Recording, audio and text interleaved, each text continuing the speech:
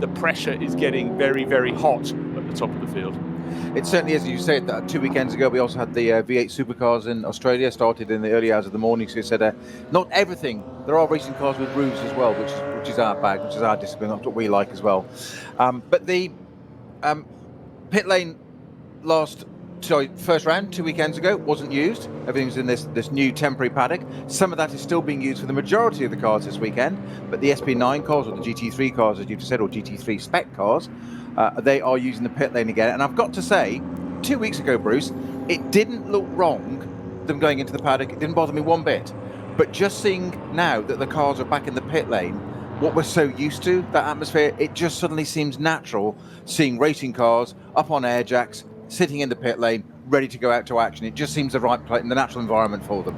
Well, you think how much thought has had to go into getting the social distancing required to go racing. To do that in a championship that has, say, 25 cars is one thing, but with 150 plus, so massive kudos.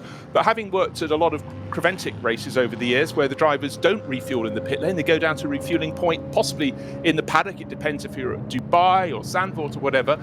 It doesn't matter. It's just how you do it. And intelligent thought, driving into the pit lane, going through Garage 1, going around the loop to find your awning in the paddock, and performing your art there. Obviously, we've got more cars this time than we did these races. Has the entry been as strong as it is this weekend at the top end?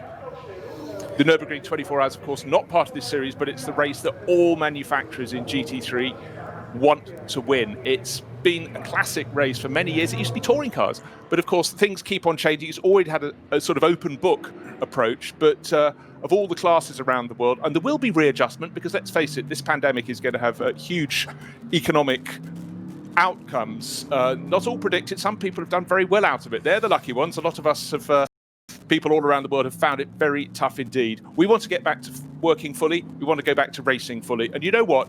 I think the racing at the moment is a massive fillip for everyone, just to prove that life is getting back on track.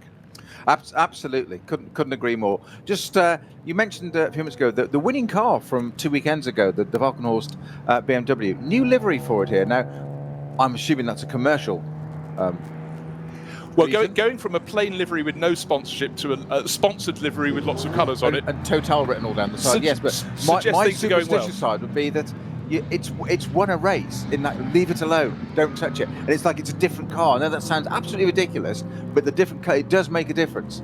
And that's just a bit of sort of psychology in my head of we've parked that car. It's exactly the same. But what we haven't really discussed is the fact that the team that was first to finish, the Hout Racing team, on its racing debut, largely you can blink or squint and you might think it's still Black Falcon Motorsport. Black Falcon still exists, but they're running cars lower down the order. They're more than likely, in fact, I think we bet your house on it, Peter, will be back next year at the very top level. But Hubert Hout has been with Black Falcon forever and a day. He's put his name on the team, and they very nearly had the sort of fairy tale win on their debut. This time, the best place of the HRT cars is in third place. Maro Engel, that name's familiar. He was the driver in that car that coulda, shoulda, didn't win.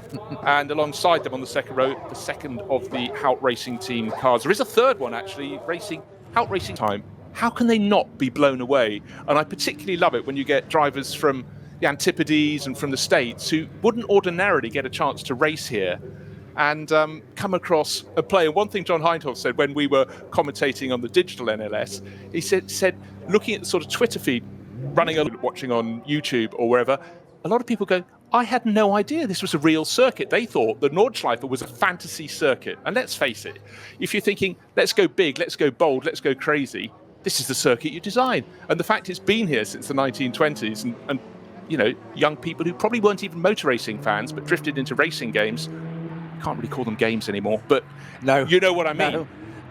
I think it is phenomenal, and I think the fact that people can save up their pennies, their cents, their yen, whatever, come over and drive a road car around here. That is another twist that most circuits don't provide. When I said that, Peter rolled his eyes because it's not just a normal piece of tarmac.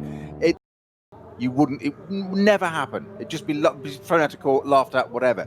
170 plus corners, 14 plus mile lap through the Eifel Mountains. I mean, It's absolutely incredible, and of course it's two circuits because it's a European Grand Prix circuit and the old Nordschleife put together. They stopped running Grand Prix on it 40 years ago, 44 years ago. Yeah, exactly. For a reason. And even then, it was under stay of execution. Yeah, absolutely. But they still drove Group C cars around there and things like this. And there's this 24-hour event, and it's absolutely extraordinary. Just think about the 24-hour thing we said there a few moments ago about the logistics and whatever, and the mindset, not just of the